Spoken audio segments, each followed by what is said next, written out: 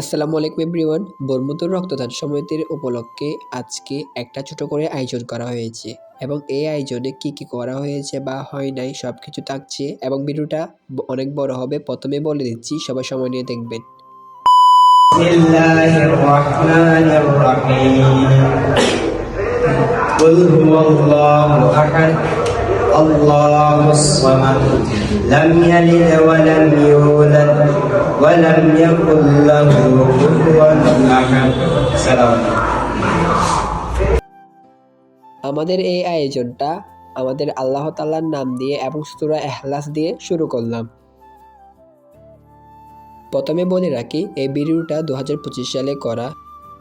2018 সালে কয়েকজন বড় ভাইয়ের হাত ধরে এই রক্তদান সমিতিটা পা বাড়িয়েছে এবং সে থেকে এ পর্যন্ত এতগুলো সদস্য হবে কখনো ভাবতে পারিনি।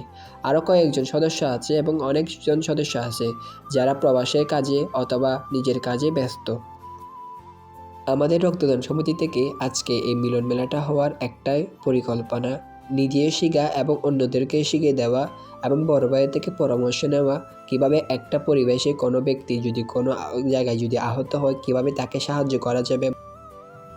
চলুন আমাদের কয়েকজন বড় ভাইদের বক্তব্য শোনা যাক, যারা প্রথম থেকে এ পর্যন্ত আছে রক্তদান সমিতির পাশে।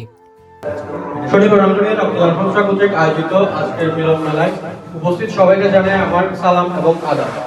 আজকে আমরা অনেকদিন পর সবাই পুনঃসংগঠিত হয়েছি, এটা দেখে আমাদের অনেক ভালো লাগা কাজ করছে। আর আমার পরিচয় হচ্ছে, আমার নাম অজয় চৌধুরী। আমি বর্তমানে টেক্সটাইল ইঞ্জিনিয়ারিং কলেজ ঝড়ারকুন চট্টগ্রামে ওয়েব প্রসেসিং ইঞ্জিনিয়ারিং বিভাগে অধ্যয়নরত আছি। আমাদের সংগঠনের কথা বলতে গেলে, আগে আমরা এই সংগঠনে খুব ভালোভাবে সামাজিক কাজকর্মে আমরা অংশগ্রহণ করতাম। আমাদের এই সংগঠনের সাথে আমরা আগে ওতপ্রোতভাবে জড়িত ছিলাম। এখন আমাদের সংগঠনের কাজগুলো আর আগের মতো হয় না, বা সংগঠন কোনো কারণে আবার আগে একটু ইনঅ্যাক্টিভ হয়ে গেছে। তো আমরা চাই সংগঠন যেন আবার আগের মতো কাজ করা শুরু করে। এবং এখানে যে আমার বন্ধুরা এখন বলে গেছে যে সিনিয়র জুনিয়র সম্পর্ক, এটা আসলে মেনটেন করতে হবে। এটা যদি মেনটেন করা না হয় তাহলে মানে কয়েকদিন পরে গিয়ে দেখা যাবে কি এই সংগঠন আবার আগের মতো ঝিমিয়ে যাবে। তো আমাদের সবারই উচিত সংগঠনকে নিজ জায়গা থেকে সাহায্য করা। সিনিয়ররা আমাদেরকে যে ইনস্ট্রাকশনটা দেয় সেই ইনস্ট্রাকশনটা আমাদের ফলো করতে হবে।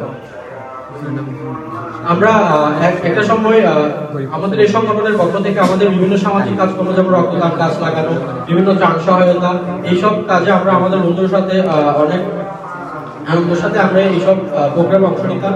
তো এখন আমাদের আবার এই সংগঠনটাকে পুনর্জীবিত করতে হবে এবং আমরা এই পুনর্জীবিত করার জন্য আমাদের ছোট ভাই যারাই আছে না কেন তাদেরকে আবার আমাদের সংগঠনের প্রতি দাওয়াত দিতে হবে এবং নতুন নতুন মেম্বার আমাদের সংগঠনে নিয়ে আসতে হবে। পরিশেষে এটাই বলবো, আমাদের সংগঠনটাকে যেন আমরা আবার আগের অবস্থায় দেখতে পাই। ধন্যবাদ।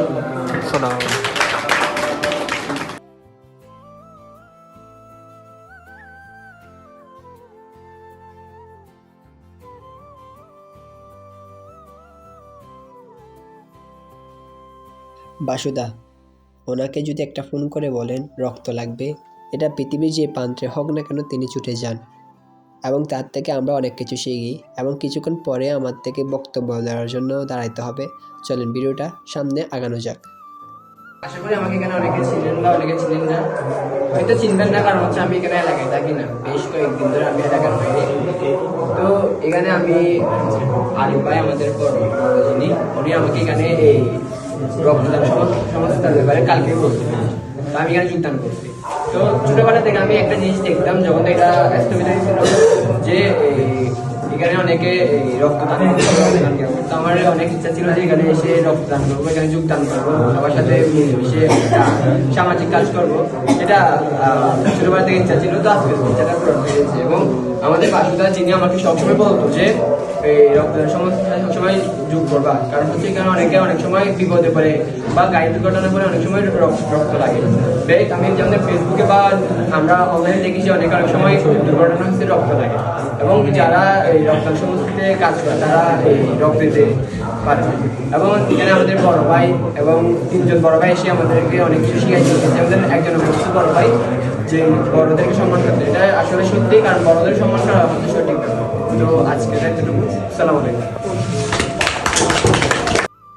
তো গাইস, আজকের ভিডিওটা এ পর্যন্ত। সবাই ভালো থাকবেন, সুস্থ থাকবেন এবং ভিডিওটা বেশি বেশি করে শেয়ার করে দিবেন যাতে অন্যরা কিছু শিখতে পারে মতো। আসসালামু আলাইকুম।